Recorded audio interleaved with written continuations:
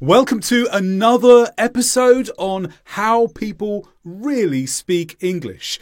And in this episode, we are looking at colloquial language. What do we mean by colloquial language? Well, I'm going to go through a couple of examples, and as I go through, I will explain. First of all, let's look at some general expressions that people often use when they're speaking in English. It was an easy exam. I had a great time. I'm nervous about the next time, though. So we have words such as easy, great time, nervous. These are general expressions that express in English what we mean. But when we speak colloquially, we may change and use idiomatic expressions instead. Idiomatic expressions in these sentences could lead to us saying the following. Not it was an easy exam, but it was a breeze. Not I had a great time, but I had a blast. Not I'm nervous about the next time though, but I've got cold feet about the next time. Two things to notice. First of all of these idiomatic expressions did not make sense from the words that were actually used. A breeze means a gentle wind. It's got nothing to do with being easy. But in an idiomatic sense, breeze does mean easy. The same with had a blast. Blast means an explosion. The meaning in the dictionary has nothing to do with a great time, but in an idiomatic way, it does.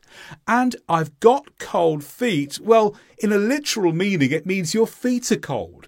But we use it to mean that we are nervous and perhaps we want to not do something that we've planned to do. So what has this got to do with colloquial language? Well, colloquial language is the language that people speak in a local sense. There's particular language that people will use, for example, in certain parts of America, in other parts of America, in big cities in the UK like London, in areas outside of London in the UK.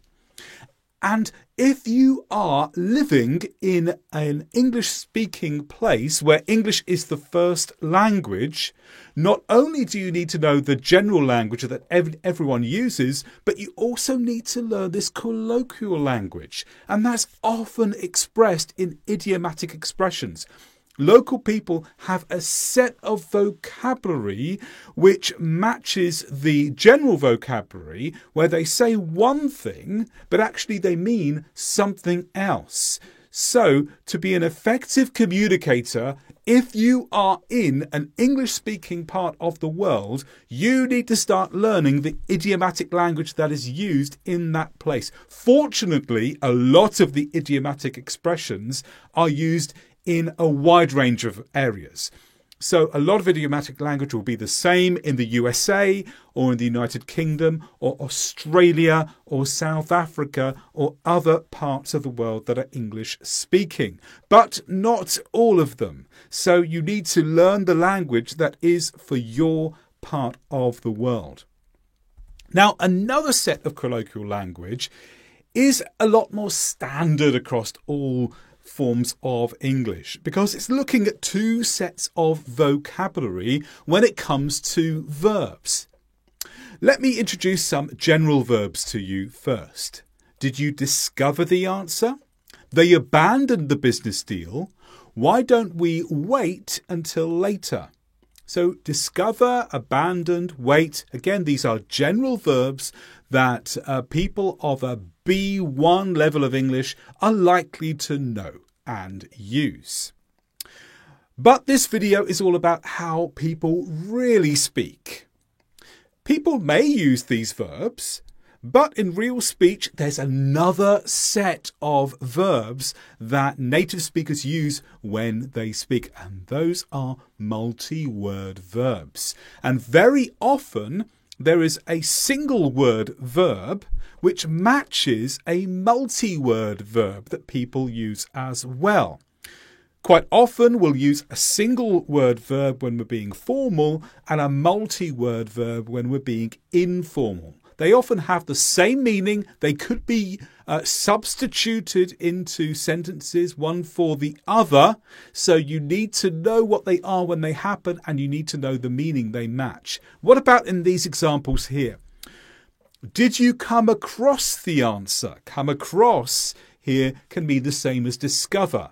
One complication is that come across can have many meanings. One of the meanings is discover, but there are others. So often with these multi-word verbs, you have to learn the multiple meanings that they have.